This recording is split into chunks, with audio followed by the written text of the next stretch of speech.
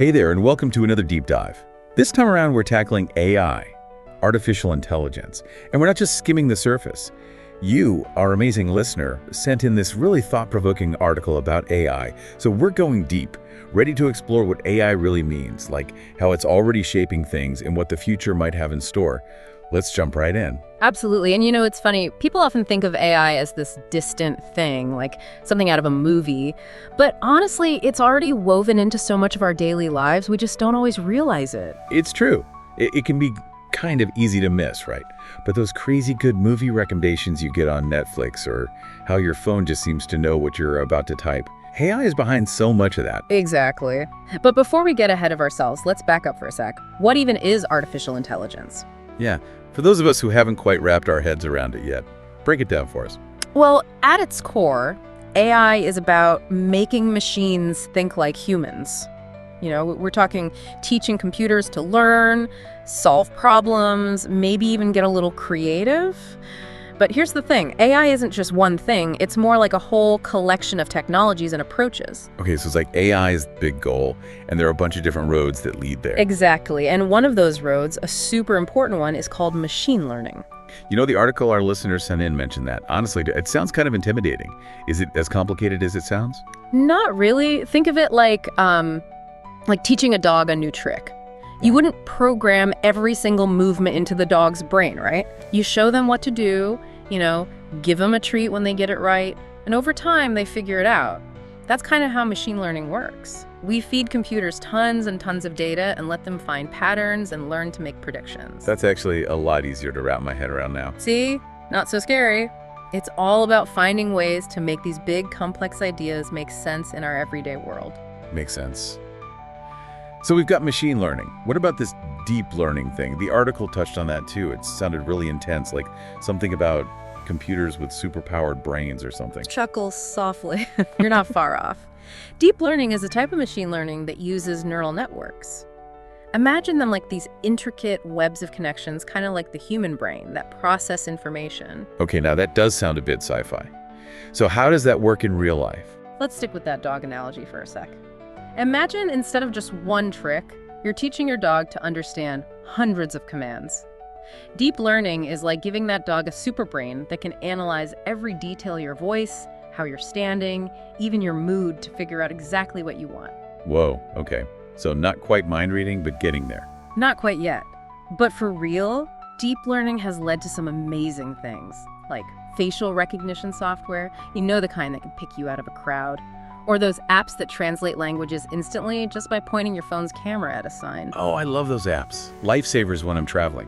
But that still seems a lot different from a computer, like composing a symphony or writing a poem. You're right, that's where things get really interesting. And to get how AI is dipping its toes into creativity, we gotta take a quick trip back in time to see how far it's come. A history lesson.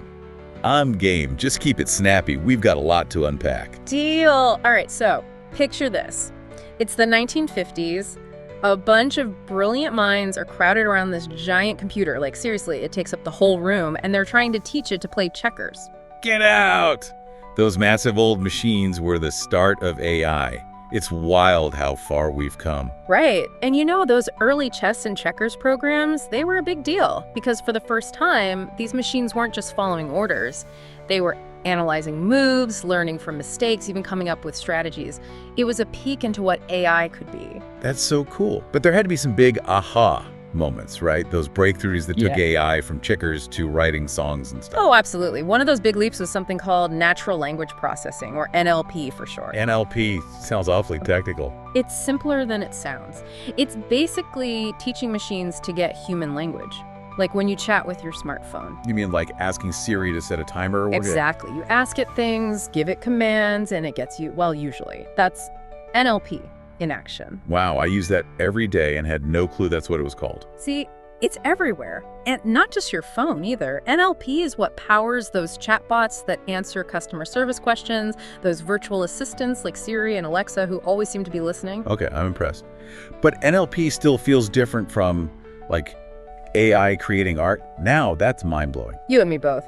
And that's where those superpowered brains we were talking about come in. Deep learning, with its ability to crunch massive amounts of data and find those hidden connections, that's totally changed the game for AI and creativity. So it's like AI is learning to paint with all the colors in the world, except the colors are data points. That's a great way to put it, yeah. It's analyzing tons of images and music even code, and it's starting to pick up on the patterns, the things that humans find beautiful or meaningful. Yeah. And we're already seeing some really cool stuff coming out of it. AI composing music, making art, even writing poetry that can really pull at your heartstrings. I know, it's amazing. Kind of makes you nervous though, right? Yeah. Like, where do we draw the line between human creativity and AI just being really good at copying us? That's a question a lot of people are asking. Artists, musicians, even philosophers. And it gets even weirder when you start thinking about who owns the rights to AI-generated art. Like, is it the person who made the AI? Or the person who fed it the data? Or the AI itself? Big questions, lots of debate. It really does make you rethink some things.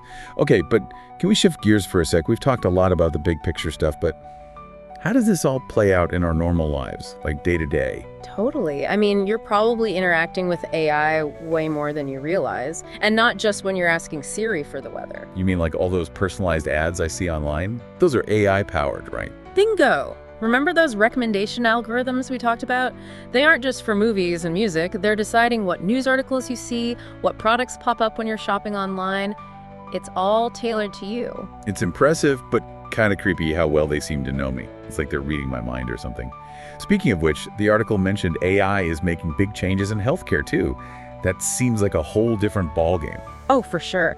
AI could totally revolutionize healthcare in ways we can't even imagine yet.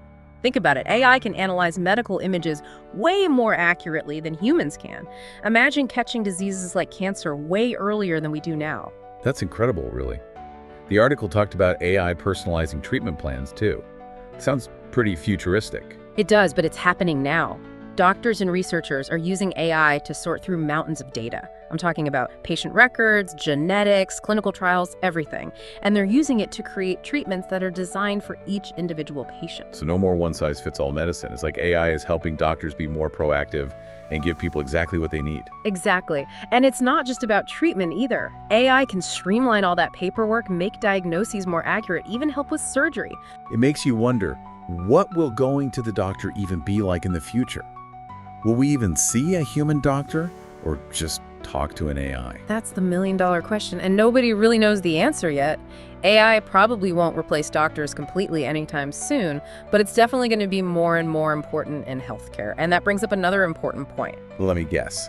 This is where we talk about how AI isn't all sunshine and rainbows. Right. Right? Like, there have to be some downsides to all this. Right. AI is powerful, but that means it can be used for good or bad. One of the biggest worries is bias. Because if we're not careful, AI will just learn all the biases that already exist to make things worse, right? That could be a big problem in healthcare, hiring even the justice system. Exactly. We don't want AI making unfair decisions that hurt certain groups of people. It's super important to figure out ethical guidelines for AI to make sure these systems are fair and transparent and that they're held accountable. Yeah, it's almost like we have to teach AI how to be fair and but those are such human ideas. It's a challenge for sure, but we can't ignore it. AI is getting more powerful all the time, and we need to make sure it's on the same page as us, you know? It makes me think about those sci-fi movies where the robots become self-aware and try to take over the world. Are we anywhere close to that kind of thing happening? Well, Hollywood loves a good robot takeover story. But for real, that kind of AI, what they call general AI, that's still mostly science fiction. Okay, so no robot overlords anytime soon. Yeah. But what exactly is general AI? The article mentioned it, but it seemed pretty complicated. It is. Think of it this way. Most of the AI we see today is made for one specific thing, like recommending a product or translating languages. But general AI wouldn't have those limits. It would be able to learn and adapt to all kinds of situations, just like humans can. So it's like the difference between a calculator, which can only do math, and the human brain, which can do math, but also write poetry, ride a bike, all that stuff. Exactly. General AI would be like having a computer that can think as flexibly and adaptably as a person. It's pretty mind-blowing, but it brings up some big questions too. Yeah, like if we could create general AI, should we? And how could we even control something that smart? Those are the questions, right? And honestly, we don't have all the answers yet. That's why it's good to have these conversations now before we reach a point where AI gets smarter than us. It's like we need to agree on the rules of the game before it even starts. Exactly. And one of those rules should be transparency. Remember how we were talking about those black box algorithms, how we don't even know how AI is making decisions sometimes? Right. It's like they're speaking a language we don't understand. Exactly. So there's this growing push for something called explainable AI. The idea is to make AI systems that can actually explain their thought process to humans in a way that makes sense. So it's like giving AI a voice so it can say, hey, I made this decision because of this and this. Exactly. It's about trust and making sure that AI is accountable, because if we're going to live and work with these machines as they get smarter, we need to be able to understand how they think. It's a lot to think about, from personalized medicine to self-driving cars to maybe even AI writing the next hit song. It's like we're living in the future. It really is. The future of AI is full of amazing possibilities, but also some challenges. Yeah. And what we do today will shape what that future looks like. So true. Well, that's about all the time we have for today's deep dive into the world of AI. A huge thank you to you, our amazing listener, for sending in that thought-provoking article and for diving deep with us. It's been a pleasure. We hope you've learned a lot, maybe had your mind blown a little. Until next time, keep exploring, keep asking questions, and remember, the future of AI is in our hands.